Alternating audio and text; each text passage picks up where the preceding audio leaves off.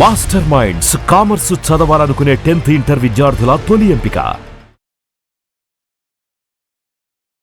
నమస్కారం వాసు గారు. నమస్కారం.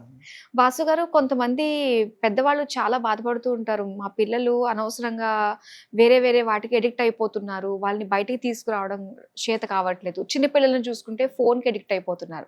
కాస్త పెద్ద వయసు వాళ్ళని చూసుకున్నట్లయితే ఈ మధ్య స్కూల్‌లో కూడా ఆఖరికి డ్రగ్స్ సరఫరా నడుస్తుంది. అవును.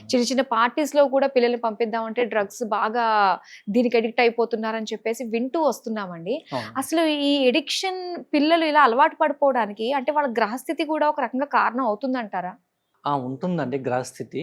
గ్రహస్థితి ఉంటుందని పేరెంట్స్ నెగ్లెక్ట్ చేయడం అనేది కరెక్ట్ కాదు. పేరెంట్స్ కేర్ అనేది పిల్లలకు తీసుకుంటూ వాళ్ళ గ్రహస్థితి కూడా ఇన్వాల్వ్‌మెంట్ రోల్ ప్లే చేస్తుంది. వాళ్ళ గ్రహస్థితిలో ఎలా ఉంది మాకు సంబంధం లేదు పేరెంట్స్ అనడం కూడా కరెక్ట్ కాదు. అవునవును. అసలు ఆ. కాదు. సో గ్రహస్థితికి వచ్చేసరికి ఒకరి జాతకంలో పంచమ స్థానంలో గ్రహాలు ఉంటే ఏమీ లేకుంటే ఏమీ కాదనమాట. ఒకవేళ పంచమాధిపతి అష్టమంతో కానీ రాహుకేతులతో కానీ సంబంధం ఉంటే వాళ్ళు వ్యసనాలకి అలవాటు పడతారు. సో అదే విధంగా వాళ్ళు దాని మీద గురు దృష్టి కానీ ఉంటే వాళ్ళకి ఉండదన్నమాట. ఓకే. గురువు మన 5వ స్థానాన్ని, సప్తమ స్థానాన్ని, 9వ స్థానాన్ని, తనున్న స్థానాన్ని వాటికి రిప్రజెంట్గా ఉంటాడు. ఆ స్థానాలలో ఉంటే ఎఫెక్ట్ ఉండదు. గురుదృష్టి ఉంటే ఎఫెక్ట్ ఉండదు. లేకపోతే మాత్రం వాళ్ళు వ్యసనాలకి అలవాటు పడతారు. వ్యసనము అంటే ఏంటంటే యాక్చువల్గా ఎడిక్షన్ అనే మీనింగ్ ఏంటంటే డైవర్షన్ ఆఫ్ అవర్ ఫోకస్ అన్నమాట. మనం డైలీ మార్నింగ్ ఈవినింగ్ ఆఫీస్కి వెళ్ళి వస్తాము. స్ట్రెస్ రిలీజ్ కోసం ఒక సీరియల్ కానీ ఒక మూవీ కానీ జెంట్స్ అయితే వెళ్ళి లిక్కర్ తీసుకుంటారు, డ్రింక్స్ తీసుకుంటారు, అట్లా డైవర్ట్ చేసుకుంటారు ఏదో ఒక పరంగా నలుగురితో మాట్లాడి ఎవరు అలవాటు బట్టి వాళ్ళు. సో డైవర్ట్ చేయడం అనేది విపరీతం అయిపోతుంది. హ్యాబిచ్యుయేషన్ ఎడిక్షన్గా మారిపోతుంది. సో ఎందుకు మారిపోతుంది అంటే పంచమ స్థానంలో గ్రహాలు ఉన్న వాళ్ళకి అవి ఖాళీగా ఉండవు. వాటికి ఏదో ఒక పని చెప్పాలి బ్రెయిన్కి. అవి ఖాళీగా ఉన్న పని చెప్పకపోతే అవి పని చెప్తూ ఉండాలి. వాళ్ళు ఏదైనా అలవాటు చేసుకున్నారనుకో అలవాటుని విపరీతంగా పెంచేస్తుంది. 1000 టైం చేస్తుంది. సో తీసుకున్న దాన్ని ఇంకా 1000 టైం చేస్తే అది ఎడిక్షన్గా మారిపోయి మనిషి దానికి బానిసగా మారిపోతాడు. సో వాళ్ళకి ఏంటంటే ఎడిక్షన్ ఈ ఆల్కహాల్ వీళ్ళనే కాదండి, ఒక సైంటిస్ట్ కానీ ఒక రీసెర్చ్ సాఫ్ట్వేర్ ఫీల్డ్లో ఉన్న వాళ్ళు కానీ అకల్ట్ ప్రొఫెషన్, లీగల్, డాక్టర్స్ వీళ్ళకి కూడా ఎడిక్షన్ విపరీతంగా ఉంటుంది. ఏ విధంగా ఉంటుందంటే వాళ్ళు చేసే ప్రొఫెషన్ మీద ఉంటుంది. వాళ్ళకి పాజిటివ్ వేలో ఎడిక్షన్ ఉంటుంది. సో పంచమ స్థానంలో సంబంధం అనేది అష్టమానికి పంచమానికి సంబంధం వాళ్ళకు కూడా ఉంటుంది లాభానికి. సో అది పాజిటివ్ వేలో కన్వర్ట్ అయ్యి ఒక అవుట్పుట్ అనేది నలుగురికి ఉపయోగపడేటట్టు ఉంటుంది. వీళ్ళకి ఏంటంటే పంచమ ఎడిక్షన్ ఆల్కహాల్కి వాళ్ళకి కుజుడు సంబంధం, తనుకారకుడు కుజుడు అనమాట కాలపురుషుల్లో. కుజునికి ఆ పంచమానికి కానీ అష్టమానికి కానీ లగ్నానికి సంబంధం వచ్చి ఉంటే నక్షత్రాల పరంగా కానీ దృష్టి పరంగా ఉంటే వాళ్ళు తీసుకుంటూ ఉంటారు ఆల్కహాల్. వాళ్ళు ఇక ఆల్కహాల్ తీసుకోవడం అంటే వాళ్ళకి ప్రీతి ఎక్కువ ఇష్టం ఉంటుంది. కొంతమందికి నాకు ఇష్టమే ఉండదు. వాళ్ళు ఎలా తీసుకుంటారంటే వాళ్ళకి డిఫాల్ట్గా ఆ సంబంధం ఉన్నప్పుడు వాళ్ళకి ఇష్టపడతారు ఆల్కహాల్ బాగా. సో అందువల్ల వాళ్ళు ఎక్కువగా తీసుకుంటారు.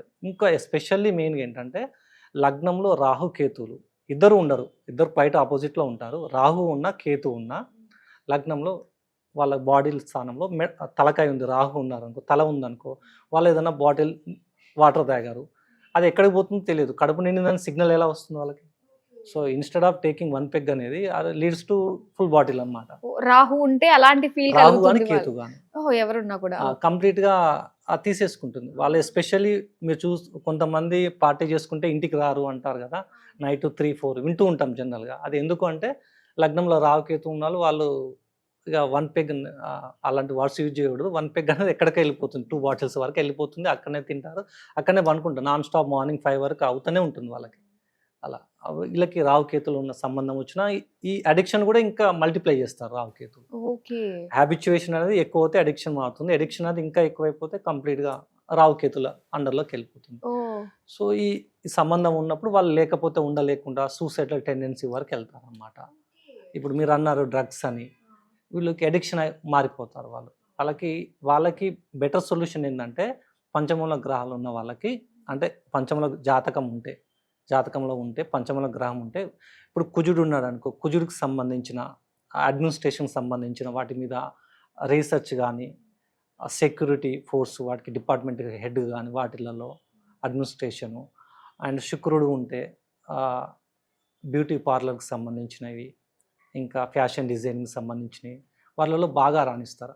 అవి మానేస్తే వీళ్ళు ఆపోజిట్ డైరెక్షన్కి ఎడిక్ట్ అవుతారు వీళ్ళు. ఇంకో ఆపోజిట్ డైరెక్ట్ ఏంటంటే శుక్రుడు ఫీమేల్ కారకుడు, వాళ్ళకి అటువైపు ఎడిక్ట్ అయిపోతారు. సో పాజిటివ్ నెగిటివ్ రెండు ఉంటాయి, ఒక దానికి అవుతే ఇంకో దానికి అవ్వరు కదా.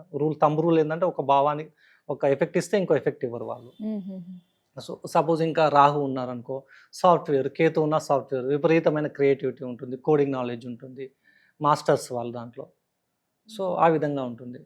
సో మోస్ట్లీ చూస్తుంటారు వీళ్ళంతా పీపుల్ మోస్ట్ ఎడిక్టెడ్ పీపులే. సో మోస్ట్లీ వీళ్ళు టైం ఎక్కువ ప్రొఫెషనల్ చేస్తారు వీళ్ళు. సో అవుట్ ఆఫ్ ద బాక్స్కి వస్తే వీళ్ళు కంప్లీట్గా 2 days లీవ్ పెట్టేసి రెస్ట్ తీసుకునే వాళ్ళు వీళ్ళంతా.